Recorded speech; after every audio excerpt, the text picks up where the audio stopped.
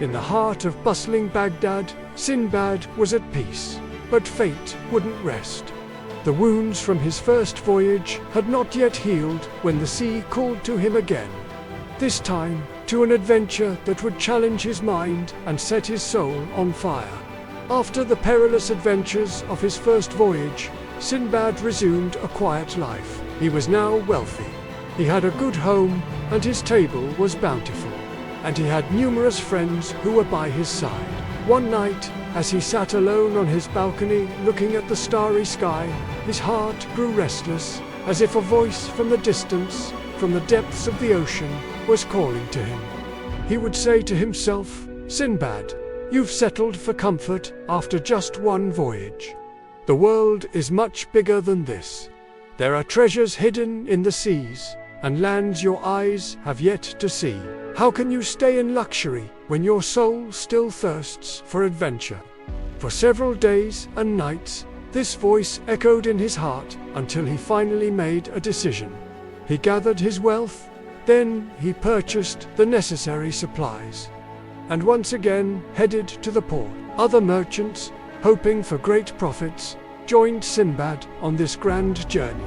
With the work completed, Sinbad stood on the deck, and with a favorable wind, the ship departed from the harbor. The sky was clear, the waves were gentle, and the hearts of the travelers were filled with hope. As night fell, they would gather on the deck, sharing stories and counting the stars, each lost in their own thoughts. Thus, the ship continued its journey across the endless expanse of the sea, carrying Sinbad and his companions toward unknown horizons, until one night the guards stationed at the front of the ship shouted, "Land, land ahead." As the day broke, a wave of excitement spread among the crew who had rushed to the front of the ship. Looking into the distance, they saw what appeared to be a lush green island. The captain adjusted the ship's course, and soon they dropped anchor near the shore. Eager to discover this new paradise, the crew disembarked from the ship. They lit a fire on the shore, placed their pots on it, and the scent of a delicious meal filled the air. Sinbad, however, chose to sit on the soft sands, allowing the gentle breeze to caress him as he pondered the marvels of their journey. He thought to himself, "What a blessing we have found." Suddenly, the ground trembled beneath their feet, causing the trees to sway violently. The ship's crew, having fallen into terror from this sudden event, turned back towards the captain. He yelled with a voice full of anger, "Fools! This is not an island." This colossal and ancient whale had been resting in the shallow part of the ocean for years, and over this long time it had become a part of nature. Therefore, this animal is a hidden living creature that has taken on the appearance of a deserted island. And the reason for its movement was the heat of the fire that the crew had lit. Before anyone could react, the whale gave a mighty shake, extinguishing their fires, overturning their pots, and sending them tumbling into the water.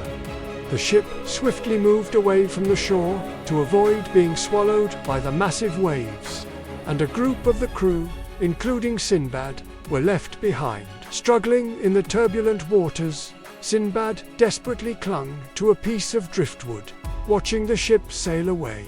Days and nights passed, the sun burned his face, his lips dried, and only raindrops kept him alive. Finally, on a bright morning, a shore appeared, white sands and dense forests in the distance. With his last bit of strength, Sinbad reached it and fell unconscious on the sand. Upon regaining consciousness, he found himself in a beautiful forest with clear streams flowing nearby. Birds of all colors sang merrily in the trees, while ripe fruits hung temptingly from branches overhead.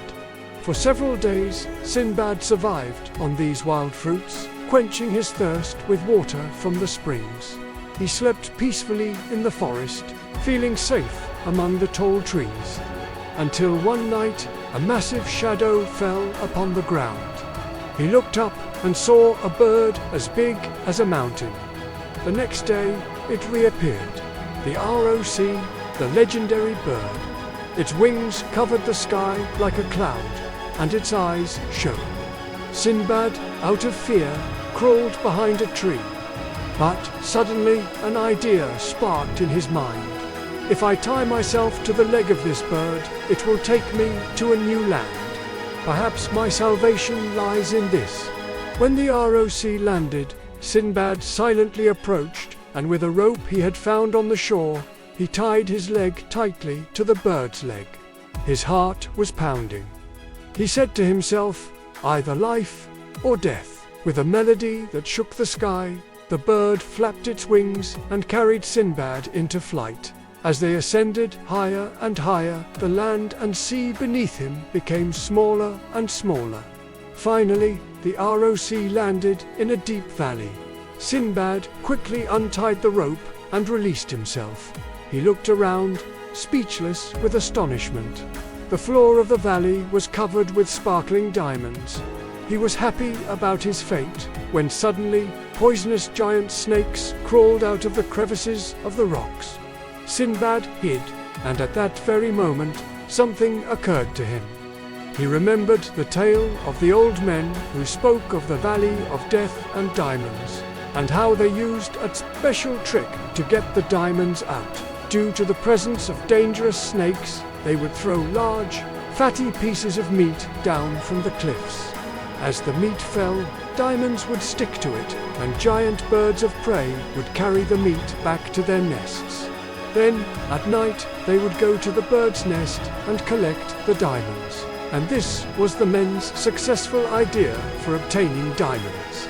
And now, Sinbad knew what the escape route from the Valley of Death and Diamonds was.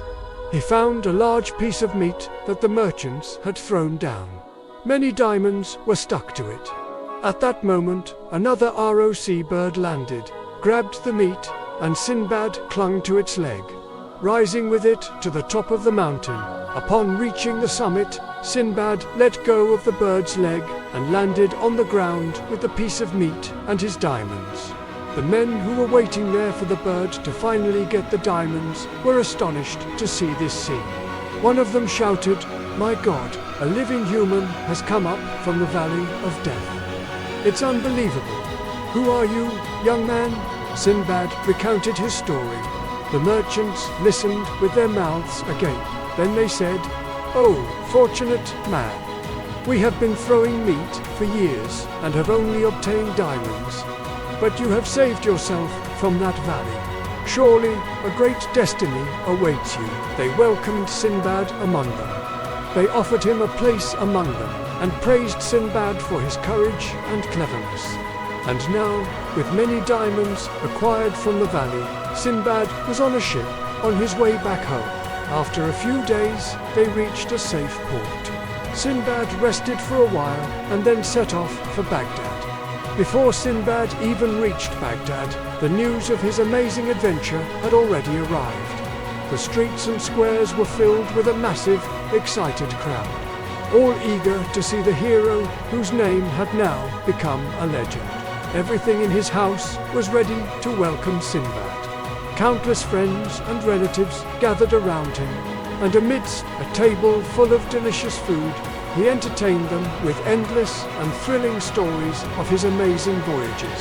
And in the end, as the feast continued until dawn, he turned to his guests and said, "My friends, on this voyage, I have passed through the heart of storms and returned from the jaws of death.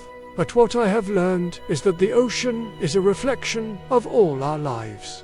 Every wave that breaks is a new lesson. What is lost to the wind returns, but what is imprinted on the soul is never lost. So, if you ever find yourself in the heart of a storm, do not fear death.